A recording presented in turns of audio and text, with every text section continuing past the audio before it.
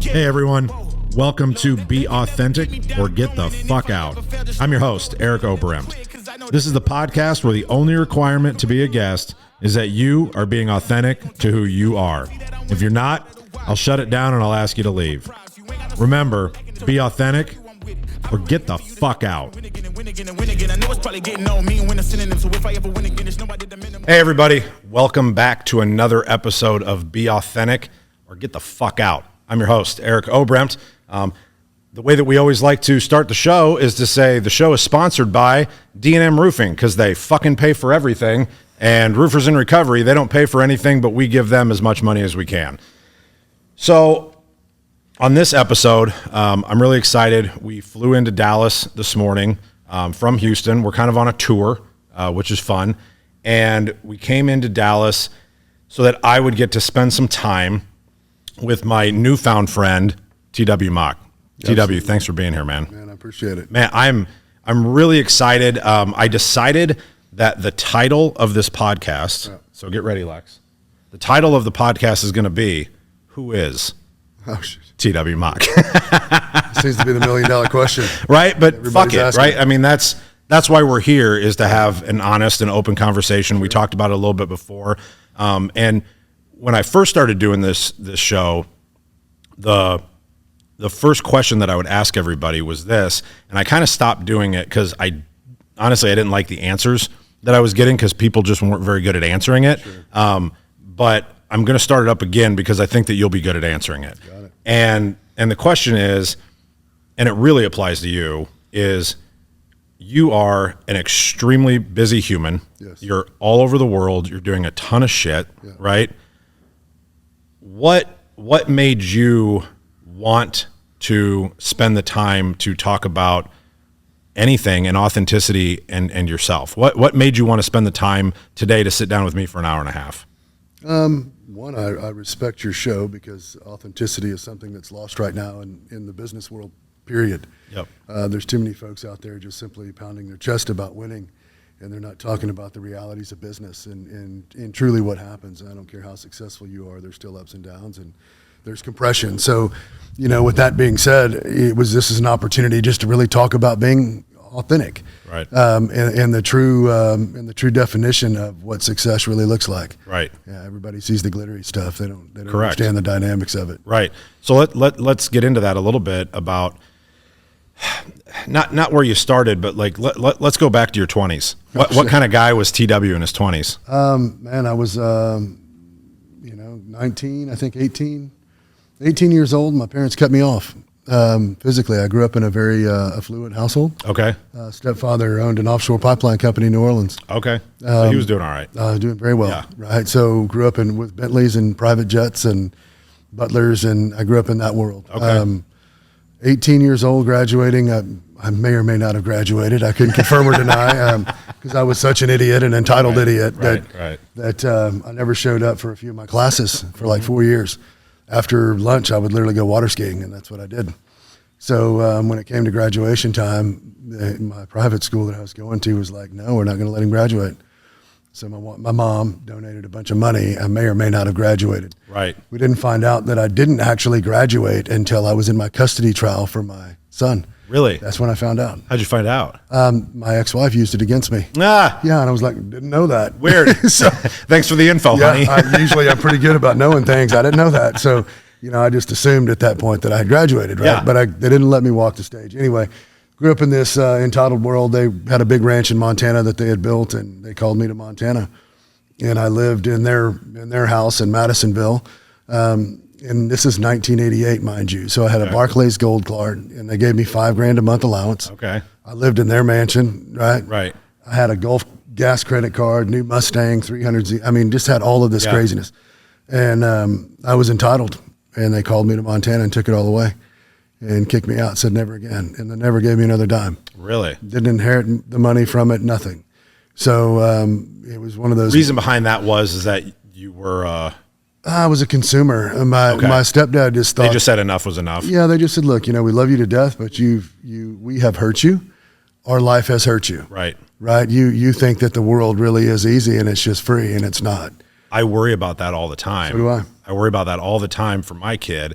And not that I'm at any level or whatever, but I have stuff now and I didn't have shit. And I think that shapes who you are. It does. And I worry about that, you know, my daughter, Tegan, is never going to have to want. Well, you'll meet both of my kids today, and you'll meet the differences between them. So Andre, he owns 49% of TAD. Right. Our 20-year-old daughter, we were having this conversation last night. I mean, she's my princess, right? Right. You get it? Yeah. Dad will do anything for that. Yeah. But Dad also puts his in, like, says enough. Right. Like, it's time. Right. To make that transition. And she's absolutely a mini-me on steroids, but she's, and I say Does she work with you too? She does. Okay. She works for the company. She also has her own company. Okay. But she doesn't have my work ethic, right? So Does she know that?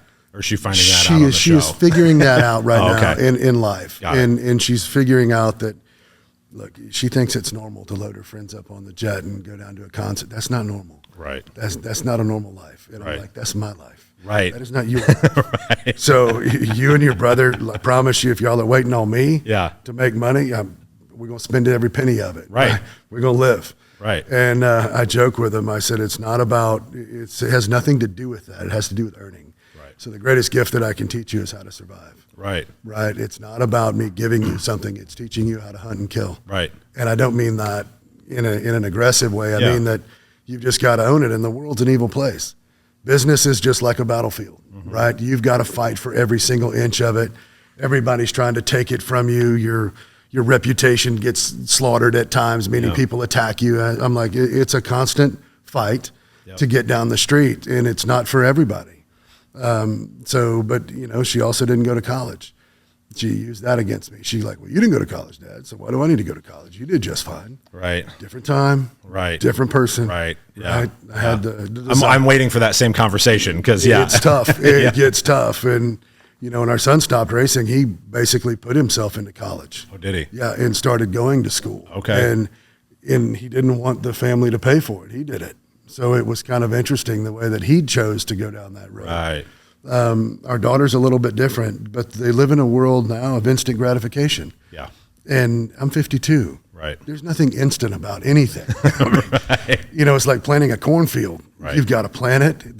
The crows are going to come try to eat it, right? You've got to water it again. You've got to cultivate it, protect it, and you've got to wash, rinse, and But repeat. everybody wants everything now. Man, they want it right now. Yeah. And they're into this here and now. I mean, Christmases are now, you know, second mortgages on people's houses. And, Right.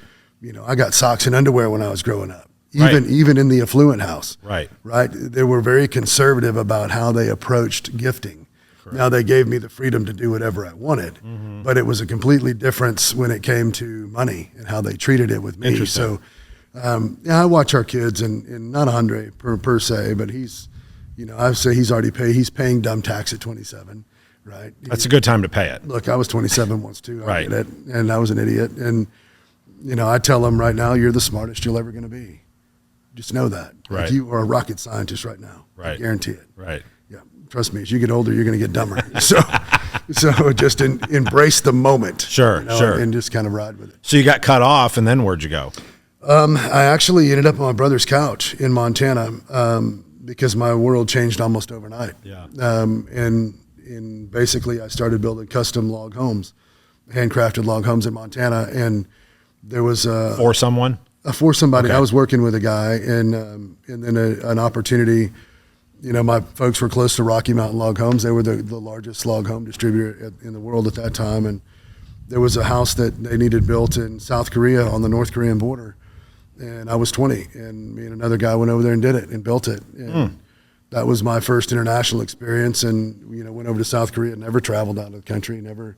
Wow. You know, it was this crazy environment. And that led me to, I met another gentleman in Japan. He came over to see the house, and then I did an 8-house contract with him.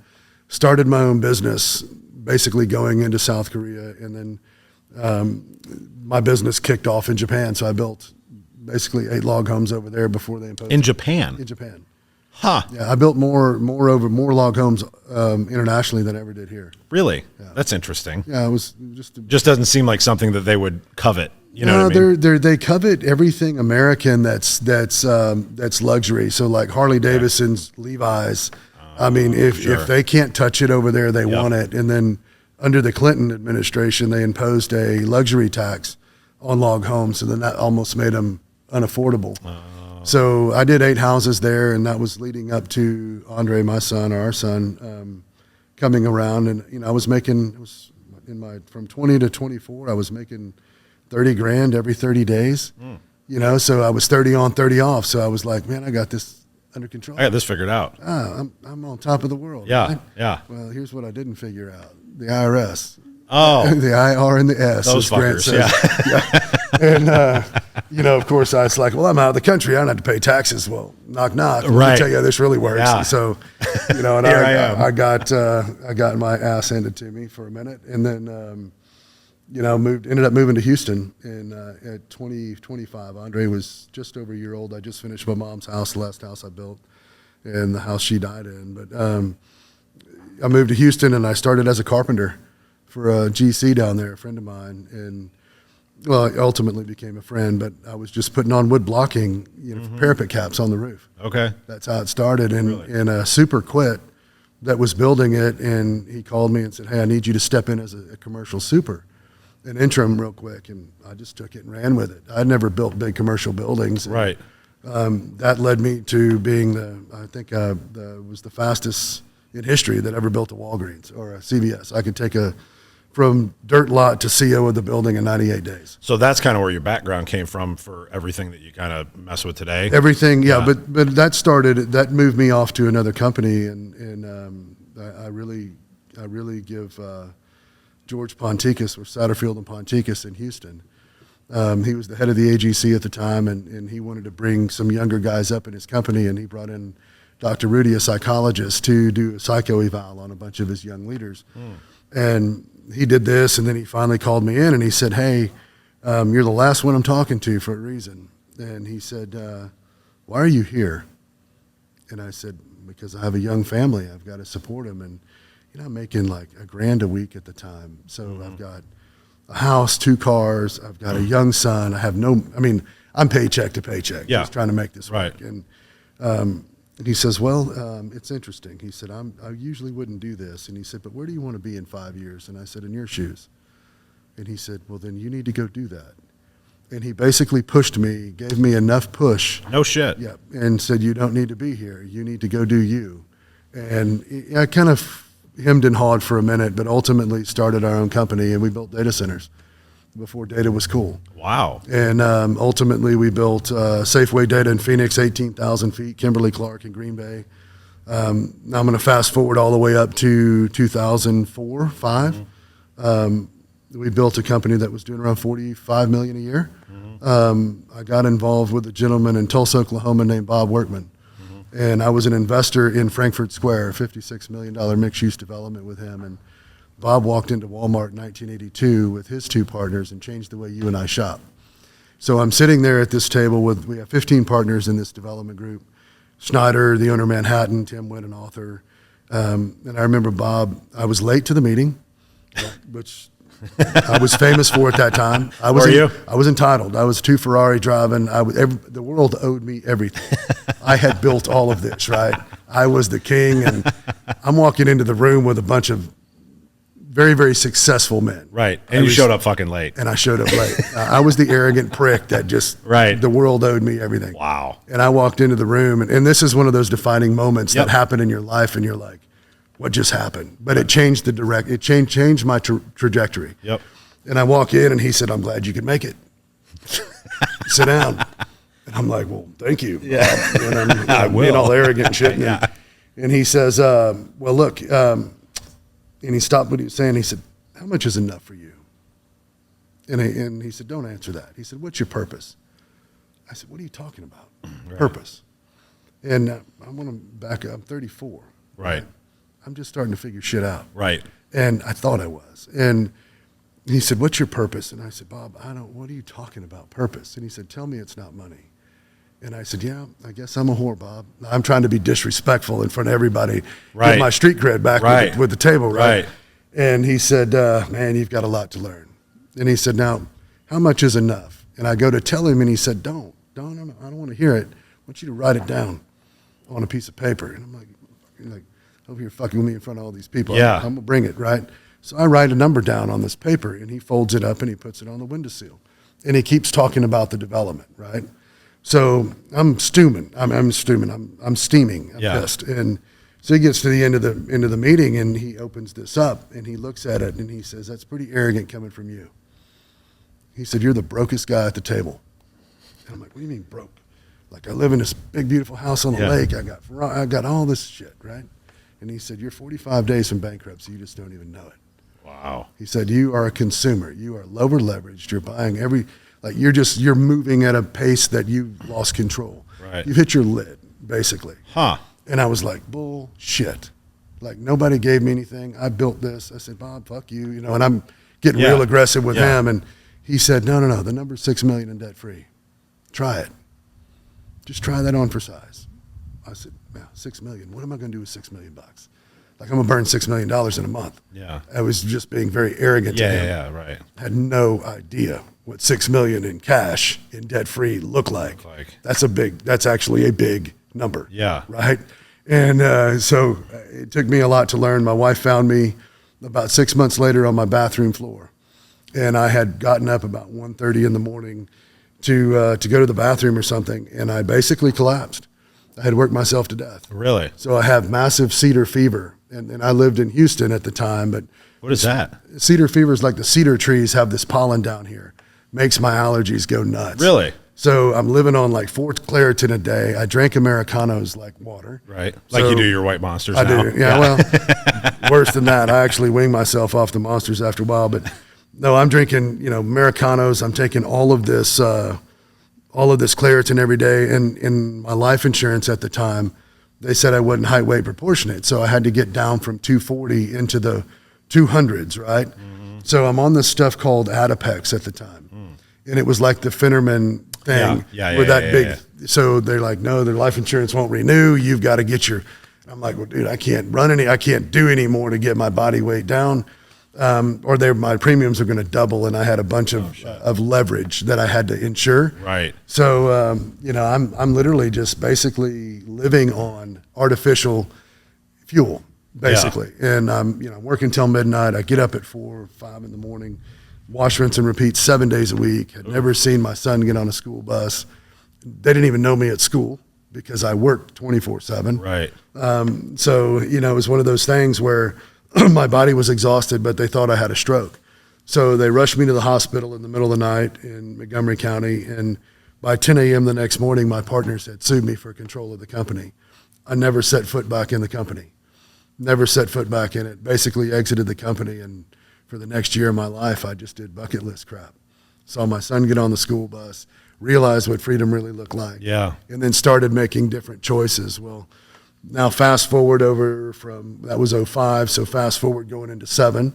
The recession started playing with us harder early because we were heavily on the West Coast, heavily vested out there. And I'm literally with Andre down at his training facility in Florida. I get a call from my lawyer saying, "Hey man, you're 45 days from bankruptcy."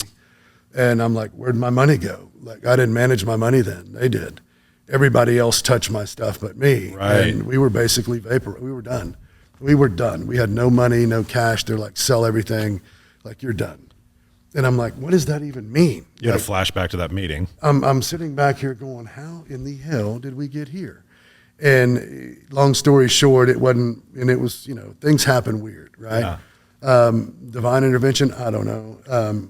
It was intervention nonetheless, but I got a call from a friend of mine that was working with the Lewis Berger Group in Iraq and said, "Dude, you've got to come see this. It's the Wild Wild West." So I sat there, contemplated my future as I'm driving back to Houston. And then I got home, I told my wife, I said, "Hey, I'm going to Iraq." And she goes, "What?"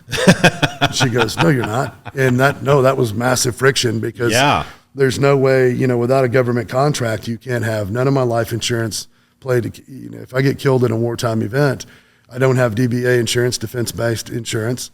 So I'm really on my own, right? So I fly into Baghdad with nothing, right? No contract, no nothing. I lived in a 20-foot sea container. And that's where the Middle East came from. On whose request? At just a whim. A friend of mine said, "You've got to come see it. In order to be in the business, you have to be here." Right. So I literally flew to Amman, Jordan. This is August of 07. Yeah. Motored my ass through the valley of death and war dogs, all that bullshit. Yeah. wasn't that much of a valley of death at the time. It was, but I didn't know. I was too dumb to realize what I was doing. So ended up in Baghdad and lived outside the wire, lived amongst the people in Baghdad in a 20-foot sea container. And the first contract, in a 20-foot sea container. That's what I lived in. Really? Yeah, built that out. Had a little bed in it, in office and Wi-Fi, and that's where I worked. And that's where I started building our Middle Eastern company, Dana Arab Marine. And that our first contract I took, 3 contractors had failed. 2 or 3 had failed on VBC Victory Base. You can Google it. It's Baghdad International Airport. Mm-hmm. On the backside, Google had blacked all this out, but on the backside of the airport, there were 150,000 U.S. troops that were staged up. That was their launching pads for central Iraq. I never thought about that. Google blacked it out. Huh? They blacked it out. They blacked out our base in Basra that I did. But long story short, Cummings had basically done a deal with DOD to do power by the hour. They got the generators in country, but they failed on the distribution side. And I said, hey, I'll take that contract. And I had 40 days, 38 days to get it in country. And I got it in on day 38. But I immediately left Iraq, flew back to Fort Lauderdale, where we bought electrical distribution panels. And I bought all of my overhead distribution, a 33 kVA. I bought it from a Jewish family in Fort Lauderdale and then air freighted that stuff into Baghdad. And that's how it all started. I'd never done it before in my life. Really? I just researched the hell out of it, and we didn't screw up not the inline fuses, nothing. We got it all right. Wow. So, from that point on, it was on. Wow. Right? So past performance started growing, and then everybody started pulling. So, and then that took me through. So it was power that you were bringing to the country. Yes, to the U.S. To the U.S. Yeah. Oh, to the U.S. To the United States military. Got it. Oh, yeah. I was supplying the overhead distribution. I was supplying the power lines that ran around and distributed the power. Okay. To all the U.S. troops that were back there. Got it. Yeah. Wow. Okay. So then when did that shift? Well, Dana Marine stayed. I mean, they stayed very active in the logistics side all the way through until 2013, 14. And then things kind of shifted there. We ended up selling it to AP Model Maersk. Okay. That's how we picked up. I'm very close to the Maersk operation, which is the largest shipping line in the world. Right. So we do the Port of Oman in our MSA program, which is by Dubai, Muscat. And then we do the Port of Posadas down in Argentina for them. And we're going to start taking on more international ports in our main business, but that's because of my relationship with them. Sure. From Dana Arab Marine from the Middle East. And then, but no, the logistics side was moving along. And then, 2010, things kind of shifted. I made some investments in a security firm that ultimately was sold to Garda. And I made, and then I basically ran around in that private military world for a minute. So what did that look like? I mean, it was cool. I mean, it was a necessary process in that application. It was very profitable. So, for me, it was more about the guys and the teams and just being around really good people. So I ran hard with those guys. And what were you doing? Nothing. I didn't do anything in that space, not at that time. And the relationships that they were building, they needed to build out an oil and gas sector. And I'd had massive oil and gas connections. And, our Middle Eastern, in 2010, we started Dana Arab Iraq, which is today is a $4 billion oil and gas company. Started that in 10, and I exited that in 16. But, we drilled the first hole in Iraq. No shit. Yeah, we literally drilled out in Majnoon oil field and brought Big Easy into country for Neighbors Drilling.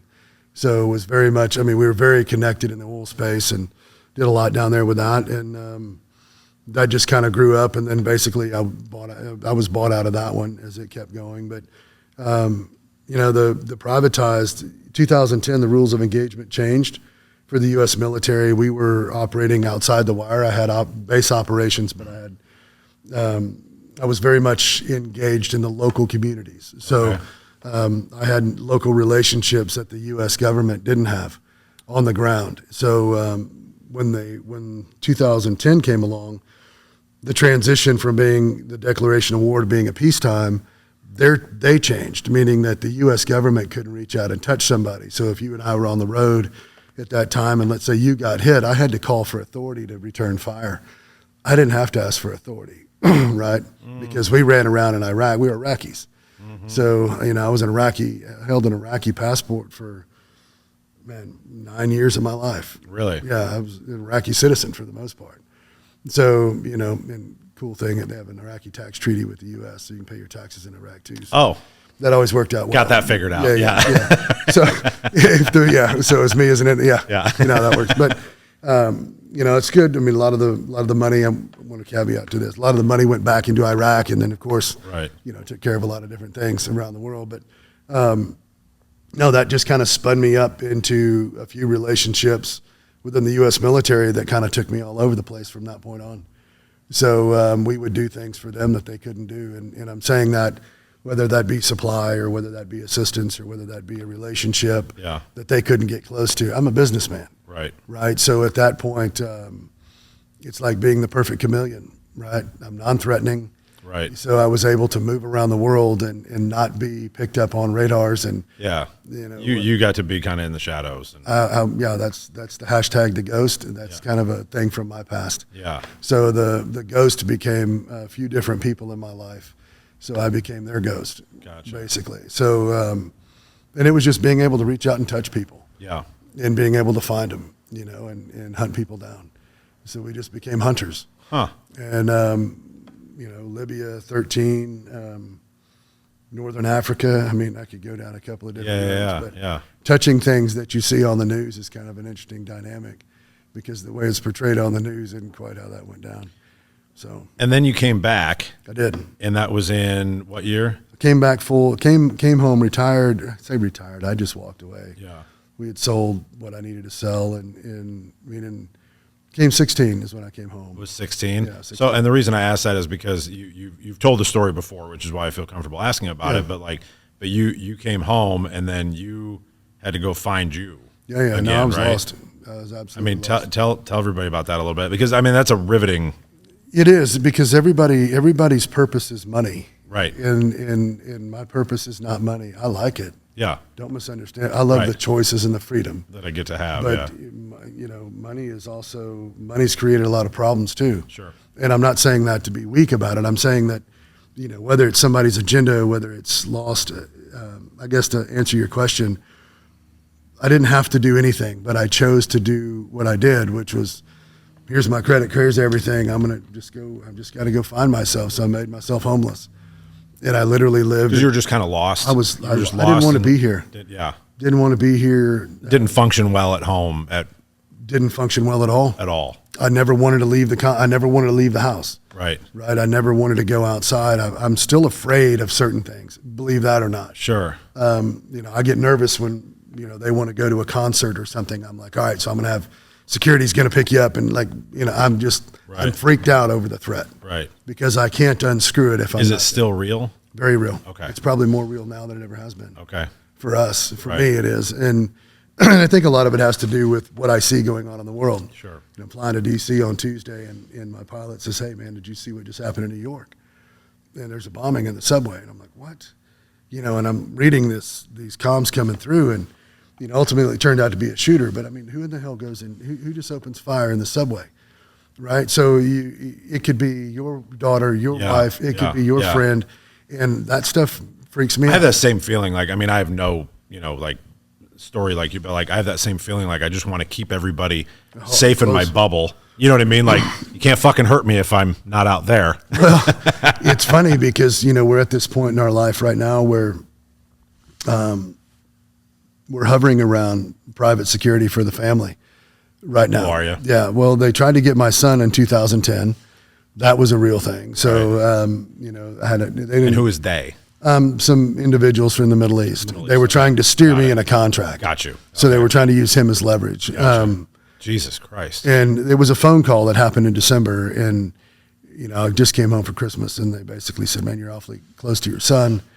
I'd hate for something to happen to him. And I'm like, what'd you say? Whoa. I said, baby, I'll be right back. And let me go sort some shit out over here in the desert. And I did, right? And our son's still with us today. But my point to it is that you get into, then our daughter in 13, whether or not that was connected or not. I just remember I think I was in Afghanistan when I got the call, but so I get this call on my Thuraya, right, which is my sat phone, which it's a 911 if somebody's calling that, because the damn thing may or may not work half the time. Right. So it finally rings, and my wife's like, they were, her and her friend, Taylor and her friend were playing in the driveway, and somebody pulled up and started taking pictures of her in the driveway. We had them before they got to Garland. She got on the phone, I got on the phone. We had them rolled up before they got to Mesquite, right? So the point is that it was now getting very close to home. Yeah. And that was an absolute threat. Was my life now creating issues for my family, because I was off the grid forever. I wasn't TW Mock on Facebook. I was TW Longfellow, and I just lived this anonymous life of not connecting my family to that. I never wore a wedding ring. Right. I didn't want them to know I was married, and it was just weird environment. So when they started tapping on my family, I knew it was time to. Couldn't confirm or deny that they were tapping on my family. Right. But it's too close for me, and I'm not a big coincidence guy. No. So things happen. Not wait and find out. No, I can't unscrew it if it gets there. Right. Right. That's horrific to me. So, and then you look at Was there resentments in your family because of that?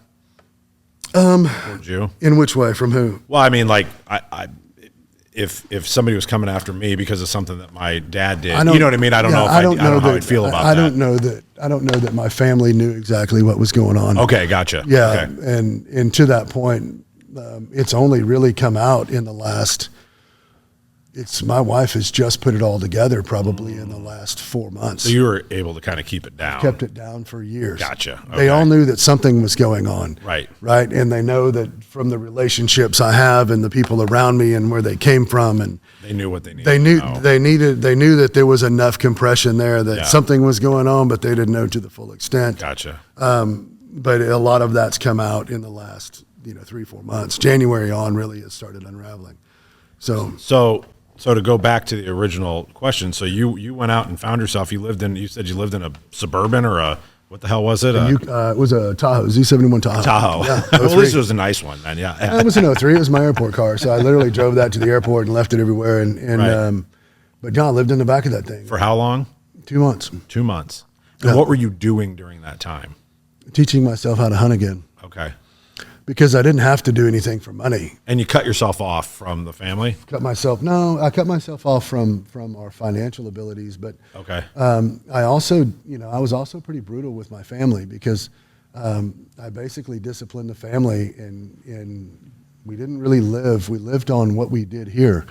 We didn't touch anything from yesterday. And if we couldn't make it work, if we just simply couldn't understand the dynamics of going back and not being so comfortable with our life from yesterday, because to me it was, there was a lot of regret to some degree about some of it, and there was a lot of, I just don't want it in my life. I don't want it to change. And my wife and I were going through a massive piece of compression, and I had to know that she truly loved me, for me, not for the money. Right. And because there's a lot of things that were happening offshore that she wasn't privy to at that time. So, and that's all recently come out. Right. So it's kind of a weird transition. She's like, well, you always make things happen.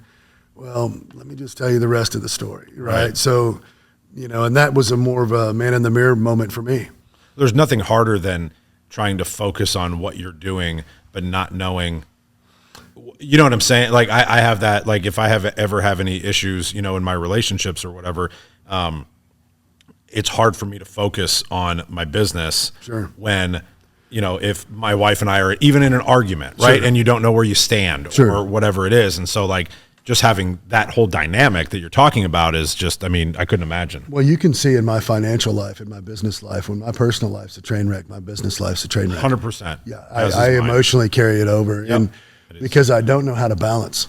I don't. Either I'm all on business and I'm very focused and I'm just a driver, or I just want to focus on my life. Which is really funny, because earlier when we talked and I asked you a question about something else and your immediate answer was, I compartmentalize. I do. But that we can't. I can't. Right? Isn't that funny how like we can certain things, but like that emotional thing we can't compartmentalize. I can't do that. And I think the reason why, to answer that question or to segue to that, is that is my purpose. Right. Right. If I lose that in my life, I promise you the rest of this is irrelevant. Right. And that's how I feel. So I do live my own truth when it comes to my wife and my family, because everybody truly wants to know what success looks like. I wake up with her every day.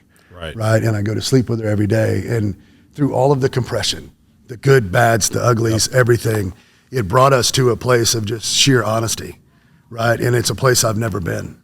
And I never thought that you could get there with a human being. Right. Where I felt it would kick to another gear. That's pretty amazing. No, let me tell you what, it actually gives me chills when I think about it, because we hit a place in our life that after all of the craziness, right, it just came down to respect and honesty. Mm-hmm. That's what it came down to.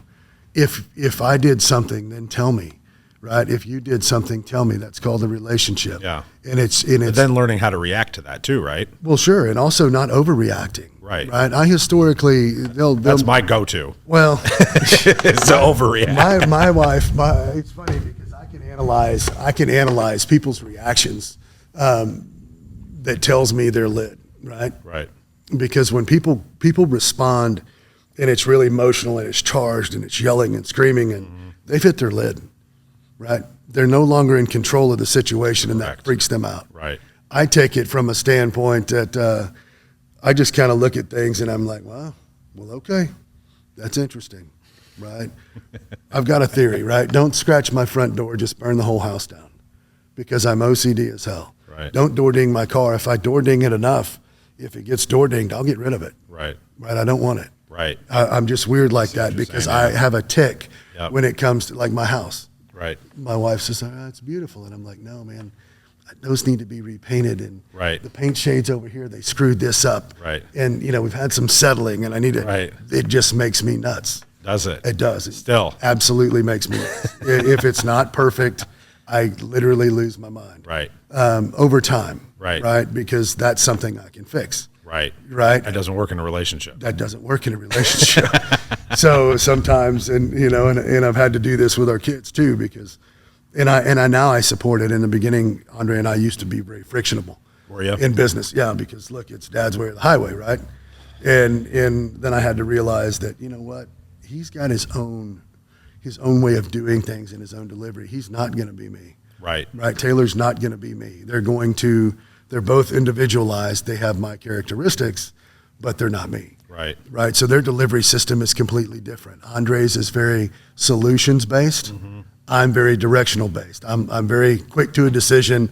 Like, no, we're not doing this. We're going right. We're going to do this. You're going to do this. You're going to do this. And it's very militaristic. Yeah. And Andre's like, well, let's get in the solutions business. And I'm like, that's too much foreplay. No, I don't have time for that. We're going to go this, and this. Yeah, we're going to fuck. Like, let's go. Let's go. Let's just get it on. Yeah.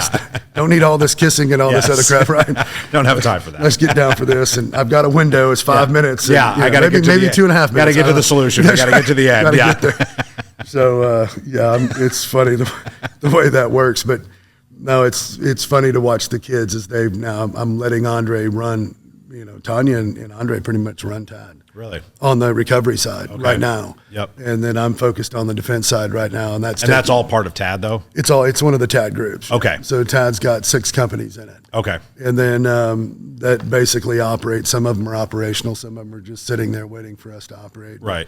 The defense side is kicked off and it'll dwarf what TAD does in a minute. So what's your favorite, favorite's a bad word, but out of all of the arms of TAD, what's the one that you're most passionate about? Most passionate about the fact that none of it really. What I'm passionate about is the fact that TAD is what brought my family back together. Perfect. The company is the foundation of the company was what brought my family back together when it was splintered. Right. I was lost. We weren't struggling as a marriage, but we were struggling to find happiness in that place. Yep. And what it did is it gave me something, and it gave Andre something, and the family something to focus on, other than outside drama and influence. And we focused on building a business. Love that. And we did it together. Yeah. Right. So and then when I got sick, Tanya, my wife, actually took over the driver's seat. Yeah. Like, I couldn't tell you. Like, well, what about this job? I don't know. Give me the numbers. I look at it from 95,000 feet. Right. I don't touch it. I don't really touch the side of it. I mean, yesterday she had a big meeting, so they literally had me do payroll. I've never done payroll. Never done it. I couldn't fucking do I'm payroll. sure I fucked this all up. Yeah. The phone's not ringing, so maybe everybody got paid. I don't know. But I'm saying that it's such to me, that's such a piece of the equation. I don't do that. Right. I don't touch the money. I don't do that. Right. So I'm like, no, you got to do this today, and here's how you do it. I'm like, what? I got to have this, and it gives me a little number over here, and I got to put that. Like, there's too many moving parts in this thing. I'm gonna screw this up.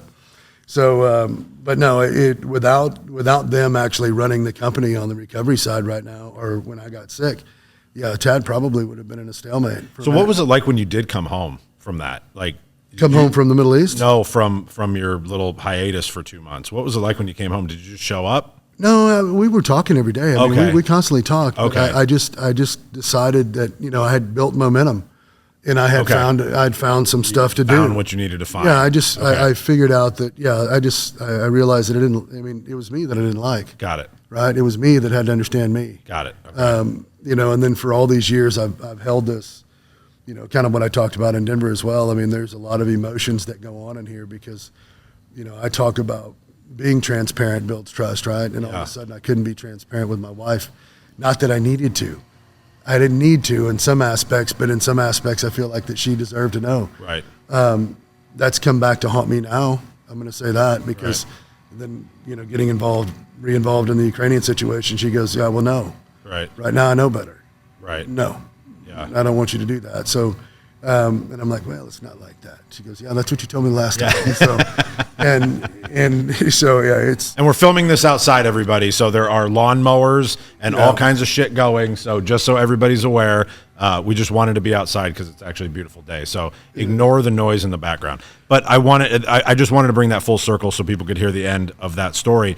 But then what you were talking about right before that, because that's a crazy story of how you got sick. Yeah. Like, tell everybody how that happened. Well, that was interesting. Pate was actually in the van that night. Yeah. So we flew into Mobile, Alabama. We had an 18-story building that was getting hit by Hurricane Sally. Yep. The hurricane was still over. It was just about 30 miles north of Gulf Shores. Okay. The bands were still whipping through Mobile. So we literally had one of the 550s down there and jets, and we had, I want to say we had 9 people on there on the jet. We were overweight. I know that because my pilot drugged me around the corner. He said, hey, T, man, you got too much shit on the plane. And I'm like, well, David, this is your lane. You got to tell me, like, get shit off of it, kick people out, whatever. Right. And he said, well, our risk is taking off and landing. And I said, I get it. So what do you want me to do? You have to tell me no. Yeah. And he said, no, we got it. Like, I'm going to have them take some fuel out and to bring the plane back in. And I'm like, that seems logical. Right. So we take off from Lake Charles. This is probably, we landed. I actually videoed the landing because I was flying right seat with him on the plane. And so we're going into Mobile. Airport's closed. Right. We're watching the bands come through. We stretch the band. We land in Mobile, get the jet situated. We did no rental cars. So I took the Signature Aviation Sprinter van. Right, I think it was a transport, actually, one of the Ford vans, but anyway, Sprinter people van, and we drive to Gulf Shores. Well, we get down there, and I'm still cleared through DIS and CHS, so they're getting down there. DHS was turned away, a bunch of folks were turned away, and I get up there and I talk to the final trooper before you get on the island, and he said, look, man, he's like, y'all are more than welcome to keep going, but he's like, we're not coming to get you, and I said, I got it, right? So at that point, we take off, we drive through this state park where we hit this water, and it's deep, right? I can barely see the lines in the road, so I get out and I ground guide the van. And I thought it was like 3 miles. It turned out to be about 7. Oh, shit. Unbeknownst to me, a barge had basically come loose from its mooring, slammed into some pilings or whatever and breached, so there was a bunch of pesticide in the water. I didn't know that. Yeah. I've since then looked at the video of them shining the lights and seeing all the shit in the water, after the fact, the eyes, like you had everything from snakes to alligators to, I mean, this place was fucking stupid. So, to the little bull sharks coming through there. Really? I mean, it was nuts. Jesus. Dumpsters floating. I mean, if you can imagine it. Yeah. I remember Pate laying in the back of the van, just go, "What are y'all doing to me? Y'all trying to kill me?" So it was kind of Get me out of here. It was kind of unnerving because I was like, there's moments in this where you're like, this ain't gonna end well. Right. Yeah, this is probably a really bad I maybe decision. didn't think this through. Didn't think this through very well. So we finally get up there. We get back to the building. Everything's fine. We get the building stabilized. We fly back to Lake Charles, and that night it was like 5 a.m, and we turn around and do it again the next day. So this goes on throughout the rest of the year, and then I just started feeling really run down, Right, and tired, and I'm a machine. So when my wife doesn't see me get up, usually I get up and do my thing, and then I go in my office and I start working. right. So I'm sleeping in, and one day I just can't physically get my ass out of bed. Like my bones are hurting. Everything's just miserable. Take me to the doctor, and they're like, "Well, yeah, you got a problem." So, and then I had started developing a lump, excuse my language, but they thought I had testicular cancer, right? So they realized, so I go see Dr. Bush, and my doctor hooked me up with this other doctor, and anyway, I go see him, and they want to see me. It's during COVID, right? So my wife can't go, so I drive up there to it, and it's like, well, you don't have cancer, but what you have is a bacteria buildup. Your organs are shutting down. Your body's not processing anything. So your body's just now, like you've got 2 pesticides and gasoline in your bloodstream. And 2 pesticides and gasoline in my bloodstream. That's crazy. Ingested it through my legs. That's what they said. Like it got through your pores? It got through my pores, and the pesticide was so toxic that's the issue. That's it. The toxicity levels were off the chart. So what the fuck do you do with that? Well, here's what you do with that. They end up going down in you've heard of EBO2. Yes. Okay, so I started doing that on steroids. So what they were doing was basically taking my blood out, cleaning it. And then they have me on this crazy diet regimen of and I'm big on Eastern medicine. I'm not big on Western medicine. Yeah. So we have a concierge doctor, Dr. Chalmers, that literally like watches me like a hawk. Yeah. Right. So got that somewhat moving in the right direction, but I had no energy. Right. I was just beat, and that went on for almost a year. Right. So and I didn't find this out until March. I was at when my doctor called me and said, "You need to leave now, like right now." This year? No, last year. Last year. And I was like, "What's going on?" He's like, "You've got maybe 10 white blood cells left. Oh. Like you can die from a common cold right now. Like something's wrong. We don't know what it is." Then fast forward to, they thought it was testicular cancer and all this other stuff. My body was just shutting down. Like things were just going absolutely haywire. So it got pretty damn interesting there for a minute. Yeah. And I had no energy even to get up and walk to the kitchen was a beating. So I really disengaged the operational side of it and focused on, hey, we got to find a solution to the problem. And that took about a year. And then it kind of reared its head again right at the end right before we go to Jackson every year for New Year's and Jackson Hole. And we're going up that weekend, and literally my blood pressure, I was laying in bed and it was 190/99, like right at the stroke limit. Oh my God. So my blood vessels were constricting and my blood wasn't flowing through my body. They thought it was a heart issue and all of this stuff. Well, it turns out that it had nothing to do with the poisoning, had everything to do with COVID. So he had 20 different patients, clients in his world that were having the same issues, pro athletes, all of these different things. And so they put me on another Molotov cocktail that brought my body back down to a normal routine. And then I started feeling like 100% again. Really? So, that was and then I've been pretty good since then. And that was COVID? That was COVID. They said that it was a direct relation to COVID. Now, really? I've been a part of the COVID task force.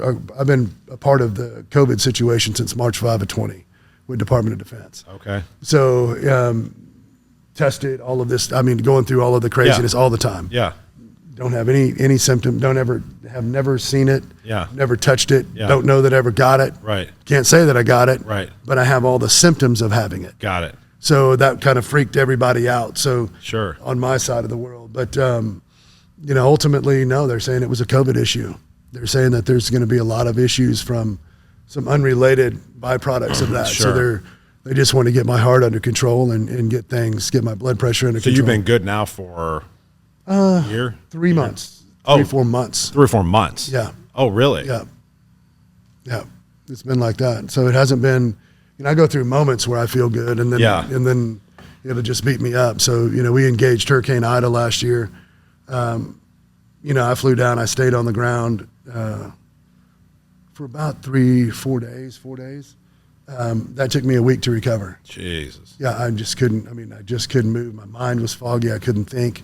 It was a beating. Wow. To the point where I'm like, hey, look, this is a real thing. Yeah. Maybe this is the indication that something bigger is coming, and I need to get my house in order. So, but do you actually know now that you're on the path to okay? Yeah, I'm on the path of okay. Okay. I think doctors tell me I am, and I do trust our doctor. Okay. So, he'll tell me good, bad, or indifferent. Yep. So, that I do trust. Okay. So, we just watch it like a hawk. That's good. Yeah, that's smart. Health can move in 2 minutes. Isn't it? Yeah, isn't that the truth? But I thought that I was bulletproof, Sure. after all my BS in the Middle East and Africa and what have you. So I'll get out and ground guide this. Nobody else wants to do it. All right, let's ask one fun question before the end. You've obviously met tons of interesting people throughout the course of your life and continue to. Name one person that you haven't met that you'd like to and why. I'd like to meet Putin. Okay. Yeah. And ask him what? Throat punch him. Okay. Yeah, I'm just being sarcastic. Kinda. Not really. Am I though? Sometimes you got to get close enough to him to kill him. Right. So, Yeah. I shouldn't say that so seriously. I don't think he'll watch it. Okay. No, man. There's people that I would like to meet. That's a good question. And think of it this way, because the way that I answer that question now when people ask me is I think about not that I want to ask somebody a question, I guess, but that I genuinely want to spend time with them and get to know them. Yeah. Right? Oh, man, that list is pretty long.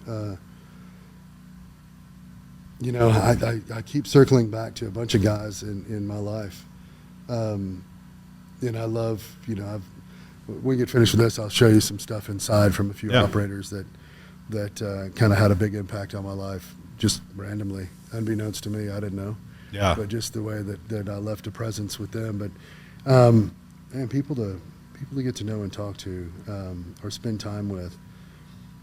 It really doesn't matter about the person. There's no celebrities that No, and I don't mean it like that. Yeah. And I think it has to do with intellect and Right. just general conversation about are you on the same wavelength? Right. Well, go back to what you were going to kind of answer on your own then. Yeah. Who's one person, because there's hundreds, I'm sure, but who's one person that you think has affected your life the most, other than your wife? That you can look back and be like, that changed who I am. Man, I don't even like this guy. Doesn't matter. No, it's my stepfather. Okay. He probably had the most profound impact on me as a businessman. As far as he had an eighth grade education, he was an evil man, but the way he did business in Louisiana taught me a lot. Okay. Because I got to see a lot. Yep. Right. And then you look at my biological father, great man, lived a very simple life, runs cattle. Left, retired from Southwestern Bell in '88, and just a very simple guy.